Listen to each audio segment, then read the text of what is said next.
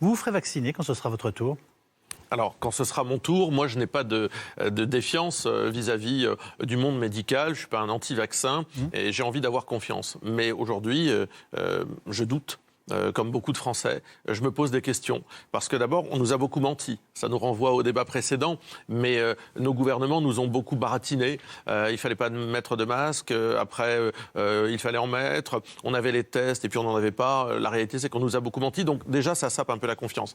Je suis interrogatif parce que quand j'écoute Axel Kahn, le président, je crois, de la Ligue contre le cancer, oui, qui demande, un de nos plus grands scientifiques français, qui dit le contrat qu'a passé l'Union européenne, qui coûte quand même 2 milliards d'euros, eh bien on aimerait qu'il ne soit pas opaque, qu'on puisse savoir ce qu'il y a dedans. Et quand je vois qu'on va tirer au sort quelques députés pour aller regarder ce contrat sans leur permettre de repartir avec, je me pose des questions. Pourquoi est-ce qu'on nous cache un certain nombre de choses? Je me pose des questions sur... Mais pardon, vous posez des questions à caractère financier ou à caractère de santé publique. C'est pas la même chose. Vous avez raison. En matière de santé publique, je me dis que nous n'avons pas encore énormément de recul.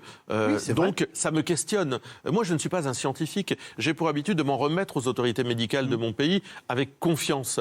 Mais nous n'avons pas énormément de recul aujourd'hui. Donc, quand viendra mon tour, force est de constater que je vais me poser la question. Et puis, je me dis que qui va organiser tout ça? Est-ce que c'est l'armée? Est-ce que c'est la médecine de ville? De quelle façon allons-nous être traités? Je me dis, est-ce qu'il y en aura assez? Visiblement, les commandes qui ont été passées nous démontrent qu'il n'y en aura déjà pas assez pour les premiers. Voilà, il y a des priorités. Donc, on va aller d'abord dans les EHPAD, il y a un critère d'âge, ensuite les professionnels de santé, et puis après la population, normalement, au printemps. On aura déjà un peu de recul, mais voyez-vous, moi j'aurais aimé, là encore, qu'on anticipe un peu tout ça.